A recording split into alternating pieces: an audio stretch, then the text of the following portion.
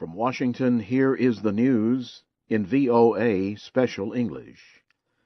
French aircraft bombed rebel positions in Mali for a third day Sunday. French Defense Minister Jean-Yves Drian said 4 warplanes bombed Islamist training camps and supply areas around the town of Gao Sunday. On Saturday, French forces pushed rebels from Konna, northeast of the capital, Bamako, with airstrikes and ground forces. The recent militant seizure of the town had put the militants in a position to seize the nearby city of Mopti, the northernmost city still controlled by the government. Niger, Burkina Faso, and Senegal have agreed to deploy troops to Mali to help its government defeat the rebels. Syrian forces bombed areas near the capital Damascus Sunday. The opposition Damascus Media Center said as many as 36 people were killed, including 14 children. A member of the group said Syrian President Bashar al-Assad's forces were targeting civilian areas to try to weaken support for the rebels. The report could not be independently confirmed.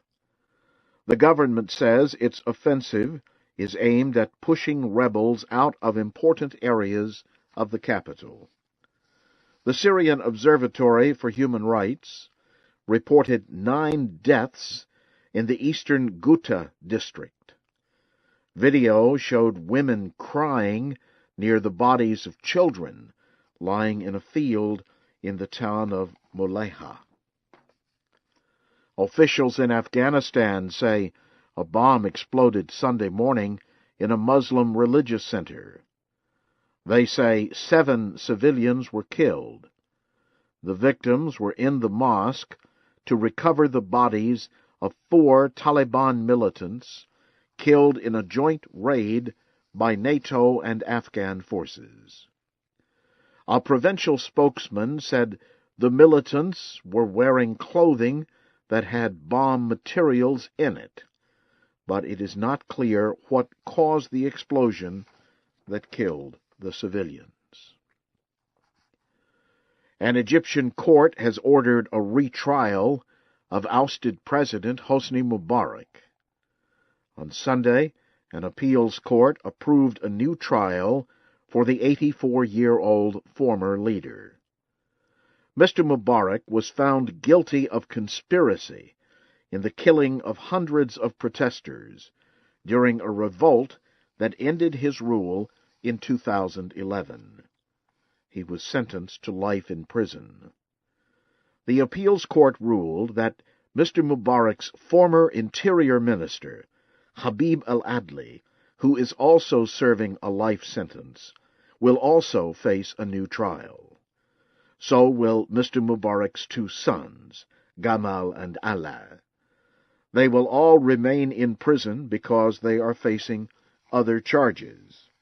Dates for the new trials have not been set. Israel's Prime Minister has promised to continue a settlement-building project near Jerusalem in an area claimed by Palestinians. On Sunday, Israeli troops forced more than 100 Palestinians from the area. Prime Minister Benjamin Netanyahu spoke on Israeli radio Sunday. He said there will be construction in the area between Israeli-occupied Jerusalem and the major West Bank Jewish settlement of Mala Adumim. But he said it will take time for Israel to complete the planning for thousands of homes. Israeli security forces entered the area before sunrise Sunday. They removed many Palestinians who had set up temporary shelters there on Friday to protest the proposed settlement project. Many nations have criticized the Israeli plan to build settlements in the disputed area called the E1 zone. You are listening to the news in VOA Special English. Officials in Pakistan say 14 Pakistani soldiers were killed and at least 21 people were wounded when a bomb exploded next to a road. They say Sunday's explosion hit a group of military vehicles in North Waziristan, the main hiding area for al-Qaeda and Taliban militants in Pakistan. No one has claimed responsibility for the attack, which happened near Dosali village. People demonstrated Sunday in France against plans by the government to make same-sex marriage legal. About 200,000 people gathered in Paris after arriving by train, bus, and car. The protest is one of the largest in France in the last few years. Protesters began demonstrating in 3 areas of the city and marched to the Eiffel Tower. A recent opinion study showed that support in France for same-sex marriage has dropped to about 50%. The French Parliament is to debate a bill legalizing same-sex marriage later this month. The bill was one of the major promises made by newly elected President François Hollande. Thousands of people marched through Moscow Sunday to protest a law banning Americans from adopting Russian children. Protesters carried large signs with pictures of lawmakers who voted for the law late last month. The word shame was written in red across their faces.